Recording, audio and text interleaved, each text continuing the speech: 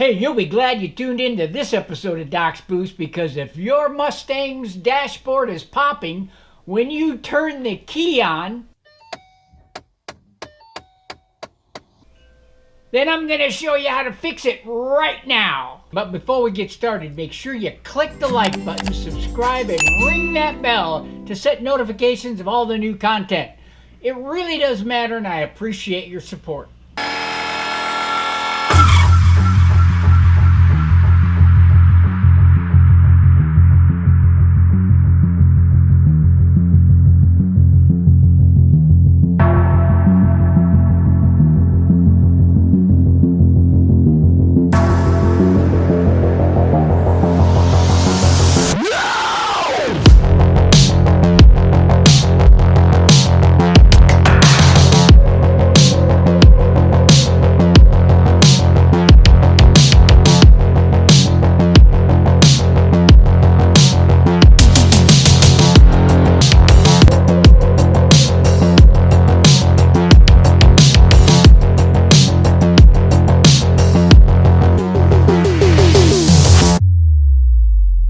The first thing we got to do is find out what part is actually bad, and I'll show you the best way to figure that out right now. First thing we want to do is get underneath the dash or in the dash, and by doing that, the best way to do it is to collapse the door here all the way down.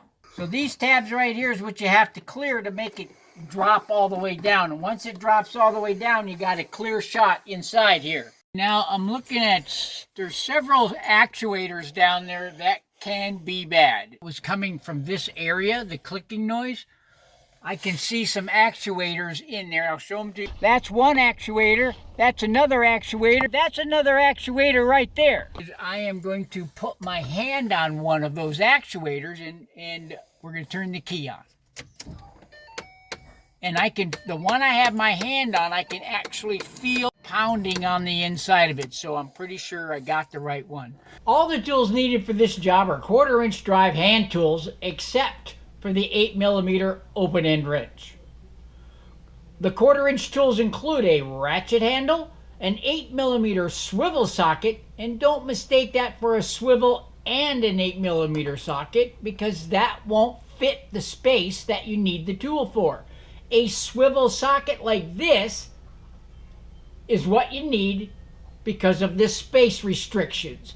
Napa has them for about $9, and you really do need to get this before you start the job. You'll need a wobble extension, a 7mm nut driver, a nut driver handle, and an 8mm socket. If you've never used a wobble extension before, you're gonna love it. They're bevel cut, not squared off, and when you attach the socket to them, the socket has the ability to move around just enough to get into tight spaces and do the jobs quickly and easily. You're going to love it, and you'll never do another job without them. Let's talk for a moment about the part, then straight into the R&R process.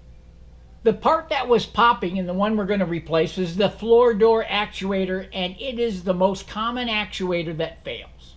Ford should have them on the shelf when you go down to the dealership. You've seen where it was when I put my hand on it earlier in the video. This is what the part looks like, and you can see the part number is on the actuator. The part number the dealer gave me didn't match what was on the part, but the part did fit perfectly and fixed the popping problem. After the R&R, I'll take apart the old piece and show you why it pops. You'll want to stick around for that. We gotta disconnect this connector by popping down the red lock.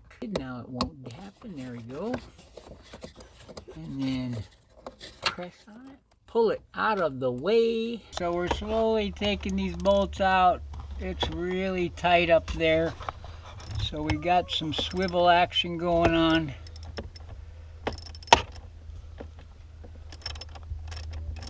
And another one is right here.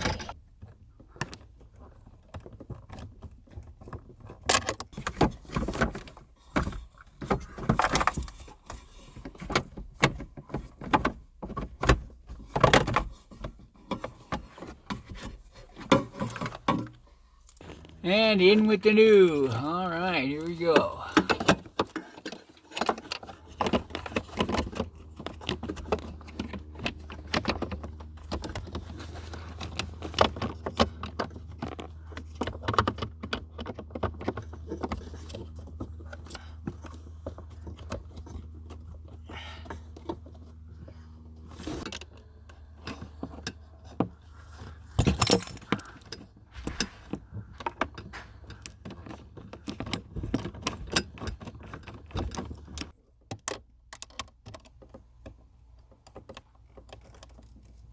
Put there for a minute? No, I want to plug it in with the bolts loose.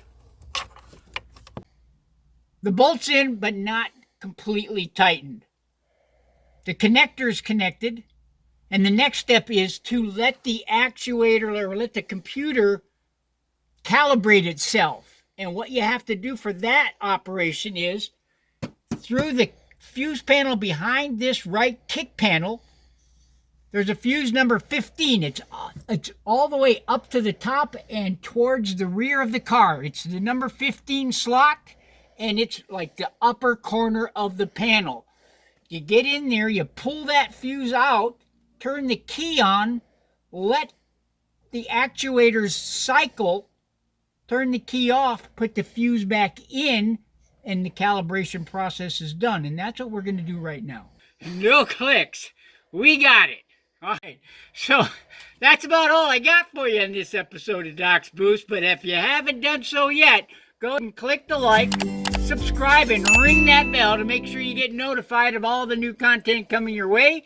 Leave some comments down below in the YouTube comment section, and let's have a conversation about your adventures in removing and replacing components underneath the dash, because it's always a challenge. You always have to be a contortionist, and it can be frustrating, but you can see this big smile. I won this battle. Hey, we'll see you in the next episode of Doc's Boost. Just like I promised, I'm going to show you what's inside that causes the popping problem.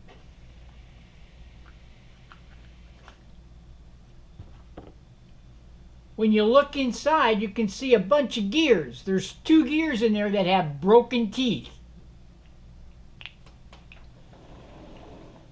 And this is one of them, and you can plainly see the broken tooth. And every time that rotates over to the broken tooth, it pops. The other broken tooth is on the smaller gear right there. And that gear has a broken tooth as well. So that's it. That's problem solved.